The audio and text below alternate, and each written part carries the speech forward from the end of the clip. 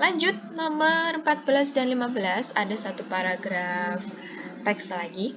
Setelah pulang, Ninda terkejut karena di sekitar bak tempat ikan diletakkan terdapat 2 buah sisik emas yang terkelupas dari tubuh ikan.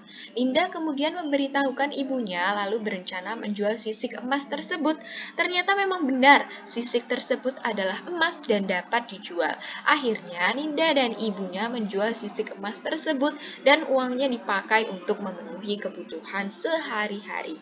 Soal nomor 14. Hal aneh atau ajaib dari cuplikan di atas adalah yang benar adalah yang C, karena di sini dikatakan bahwa seekor ikan dapat mengeluarkan sisik emas. Kalau di dunia nyata tidak ada ya ikan bisa mengeluarkan sisik emas, kemudian sisiknya itu dapat dijual seperti itu. Ini kan hanya cerita fantasi. Nomor 15. Latar suasana yang tergambar dalam cerita tersebut adalah senang dong pastinya, karena di sini Ninda dan ibunya bisa menjual sisik emas itu dan uangnya bisa memenuhi kebutuhan sehari-hari. Nomor 16 sampai nomor 20 di sini ada satu paragraf. Di suatu puri, hiduplah seorang bangsawan dengan putri tunggalnya yang jelita bernama Manuela. Orang-orang biasa memanggilnya Putri Manu. Sejak kecil, Manuela tidak memiliki ibu lagi. Ayahnya sangat menyayanginya. Segala keinginan Manuela selalu dipenuhi. Ini membuat Manuela menjadi sangat manja. Semua yang ia inginkan harus didapatkan, dan akhirnya belum pernah menolak dan ayahnya belum pernah menolak keinginan Manuela, malah selalu segera mengabulkannya. Soal nomor 16, watak tokoh Manuela dalam kutipan teks tersebut adalah yang benar adalah B, manja. Karena di sini sudah dikatakan bahwa Manuela itu adalah anak yang sangat manja. Semua keinginannya dituruti oleh ayahnya. Nomor 17. Teks di atas merupakan bagian struktur orientasi dong. Orientasi itu berisi pengenalan karena di sini ada pengenalan dari latar tempat dan juga tokoh Putri Manuela dan juga seorang bangsawan. Jadi pada paragraf nomor 16 ini merupakan bagian orientasi yang berisi pengenalan tokoh, pengenalan watak tokoh, dan juga pengenalan latar tempat yang ada pada sebuah cerita. Nomor 18. Tokoh utama pada cerita di atas adalah tentunya Putri Manuela, karena di sini Putri Manuela yang diceritakan oleh teks. Nomor 19.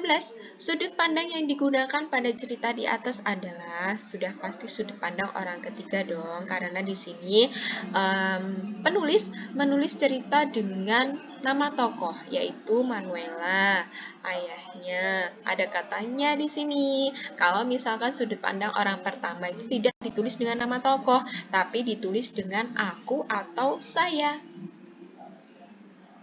Nomor 20. Amanat yang disampaikan dalam cerita di atas adalah D. Didiklah anak menjadi pribadi yang mandiri. Karena tadi di situ Putri Manuela dikatakan bahwa dia itu adalah anak yang sangat manja begitu. Nomor 21. Berikut ini penulisan kalimat dalam dialog yang benar adalah, di sini pastinya kalimat utama ya. Pada dialog atau percakapan di sebuah cerita itu dinamakan kalimat langsung karena kalimat langsung itu diucapkan oleh tokoh di dalam sebuah cerita. Yang paling benar adalah yang C. Pertama, di sini diberi tanda petik 2, diawali dengan tanda petik 2 dan huruf di awal kalimat itu harus menggunakan huruf kapital. Kemudian di sini kalau merupakan kalimat berita diakhiri dengan tanda koma dan juga tanda petik 2. Baru diberi keterangannya. Kalau misalkan di sini kalimatnya kalimat tanya, berarti yang benar seperti ini, saya koreksi. Yang benar seperti ini, diberi tanda tanya. Dan kalau misalkan ini adalah kalimat berita, diberi tanda koma. Kalau misalkan di sini kalimat ajakan atau kalimat perintah itu diakhirinya dengan tanda seru. Seperti ini ya. Oke. Nomor 22, di sini ada satu teks ya. Tanpa diduga, lemari yang sudah lama terkunci itu tiba-tiba langsung menyeret saya masuk ke dalamnya. Sampai akhirnya saya berada di zaman kerajaan Tempo dulu. Soalnya, ungkapan keterkejutan yang terdapat pada teks di atas adalah tentunya jawabannya adalah D. Tanpa diduga. Untuk ungkapan keterkejutan itu contohnya ada 3 ya. Yang pertama tanpa diduga, yang kedua itu tiba-tiba, dan yang ketiga itu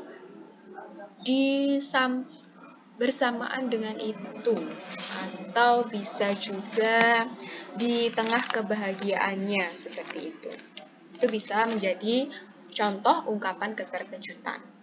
Nomor 23. Ungkapan keterkejutan pada cerita itu berfungsi untuk apa? Yang benar adalah menggerakkan cerita, supaya pembaca itu tidak bosan membaca cerita fantasi yang kita buat seperti itu. Jadi ada sensasi kaget, ada juga sensasi deg-degan untuk membaca sebuah cerita itu.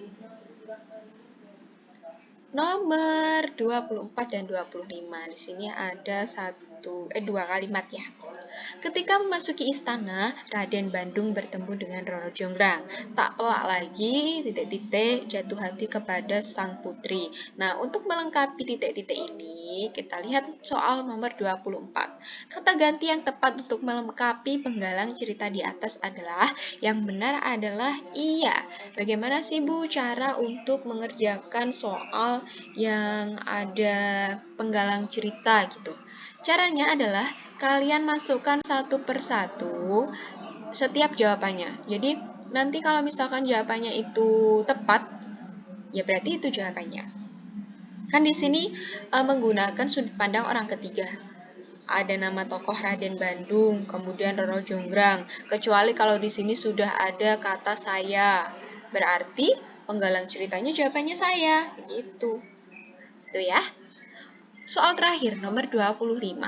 Makna kata jatuh hati pada kalimat di atas adalah, yang benar adalah suka. Masa kalian nggak tahu sih kata jatuh hati ini? Pasti kalian sudah tahu ya. Bukan benci, bukan marah, bukan kasihan. Oke, sekian sudah 25 soal yang Bu Nurul bahas. Semoga kalian paham. Dan kedepannya lagi kalian bisa lebih baik lagi dalam mengerjakan soal-soalnya, dan juga kalian lebih tertib mengumpulkan tugas dan mengikuti pembelajaran daring. Semoga ilmunya bermanfaat. Tetap jaga kesehatan. Sekian dari Bu Nurul. Terima kasih. Wassalamualaikum warahmatullahi wabarakatuh.